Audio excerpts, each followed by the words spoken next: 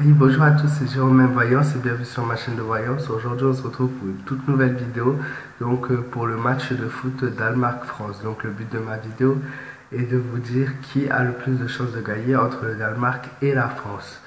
Donc, je vous l'avoue, j'ai procédé au tirage du Danemark et je pensais que le Danemark pouvait gagner.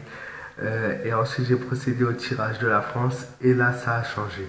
Donc pour le Danemark, j'ai tiré la carte de la force qui représente le courage et la détermination. On a la carte de la mort. Normalement, en termes général, elle signifie un deuil d'une situation ou le deuil par rapport à quelqu'un. Comme je l'ai tiré avec la carte 21, la carte du monde, donc tous ces effets négatifs n'auront pas lieu.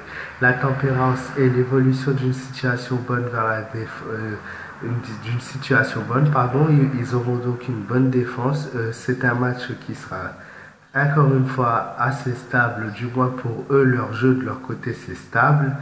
Ils seront plus sur la défense que sur l'attaque.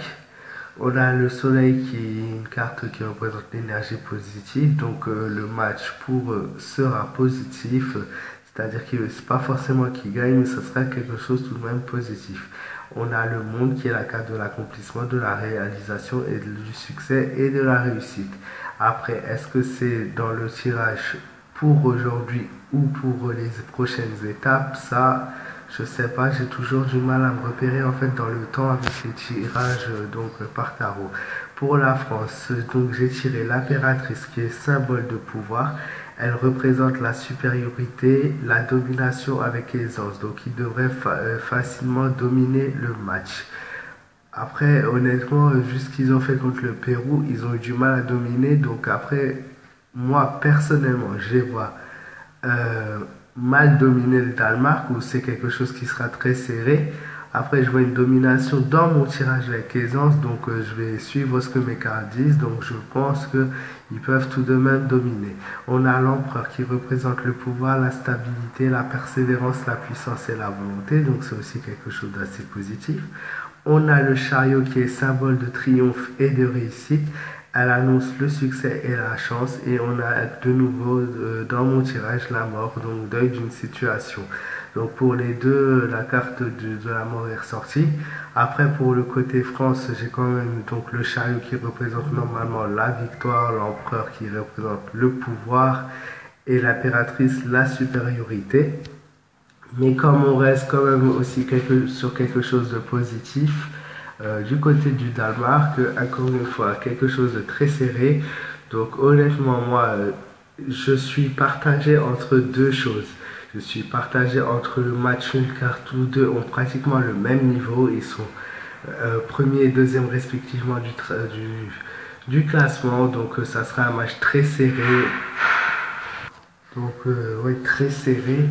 Dur à les départager, mais franchement, avec tout ce qui est chariot, empereur, impératrice, donc on reste vraiment sur quelque chose de positif pour eux.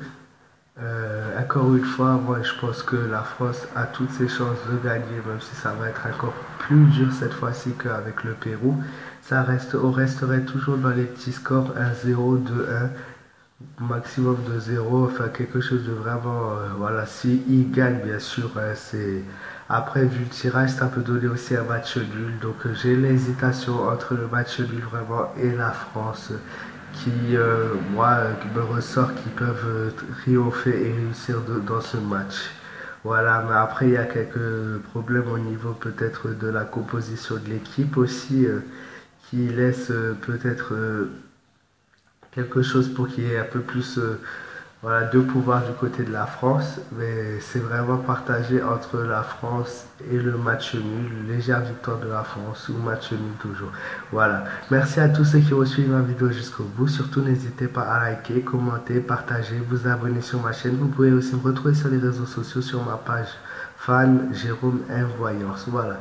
Encore un grand merci à tous ceux qui m'ont suivi aujourd'hui.